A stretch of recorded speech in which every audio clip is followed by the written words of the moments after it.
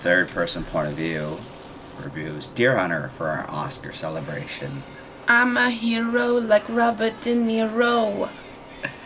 The 1979 war film directed by Michael Cimino, his directorial debut, and this is one of those iconic drama epics from the 70s that we all grew up with and not knowing what they were until we watched them.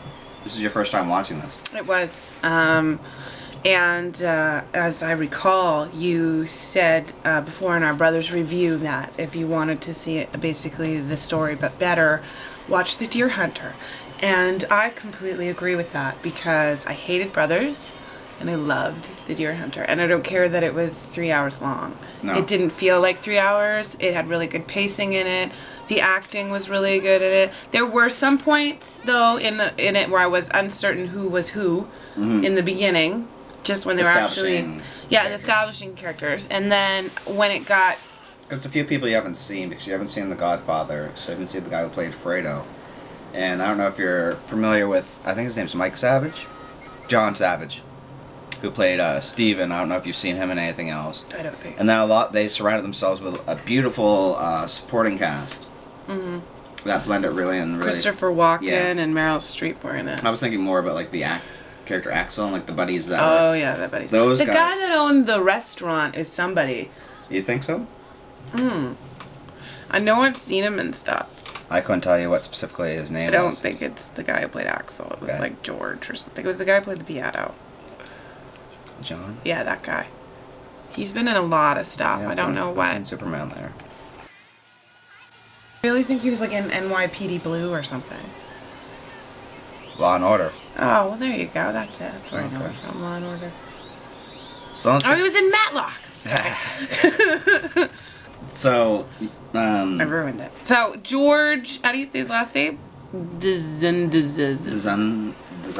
Yeah. He has been in a lot of things that I've seen on television, and he was really good in it, I thought. Yeah. Because there was that one point where he has that breaking point where he's cooking, and he just has that breaking point. Yeah, that's a good scene. That's a really good scene of his. Yeah. It's a war film, too. And you're not a big fan of war films. I hate war films because of the helmets. And there were some helmets in this movie, but not a lot. I liked it because it was more... Instead of it being so focused on that it's war, it was focused on how they were handling what they were going through. And where it picks up, where you get to see what they're going through, it's in this really traumatic experience. And you watch everybody's how they handle it. So we've been watching a lot of movies lately about tapped into that theme of the traumatic war experience and then dealing with the traumatic war experience coming home and dealing with being a regular person, having war trauma, or even just seeing crazy events, and they've all tapped on this lately. And this one did this 30 years ago, and I think it does it really accurately. It does it in a completely different war, and it does it more accurately than I think I've ever witnessed in my life, because it was gruesome. You get so it was gruesome, and it was like, I was watching. You get angry with them after when they come back and they are stuck mentally in whatever it is that's traumatizing them to keep going back to these things. Like even Robert De Niro does the Russian roulette amongst his friends, where he's just really frustrated, and Christopher Walken keeps going back to that.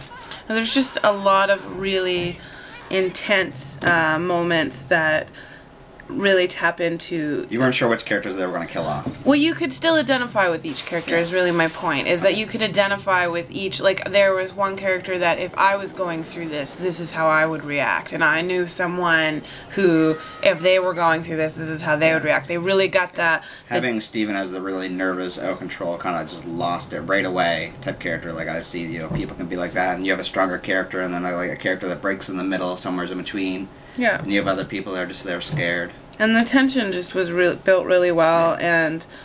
It's shot well. A lot of stuff's clear. God. Yeah. There was some stuff that was funny, because you could tell it was stock footage. Yeah. And I forgot about that. Yeah, there's certainly like 3 or 4 places that just look like stock footage.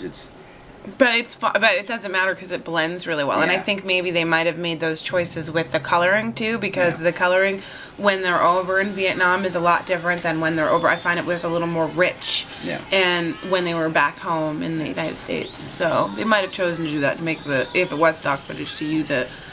But it worked. Like, it didn't feel like, and they didn't use a lot of it that you were just like, oh God.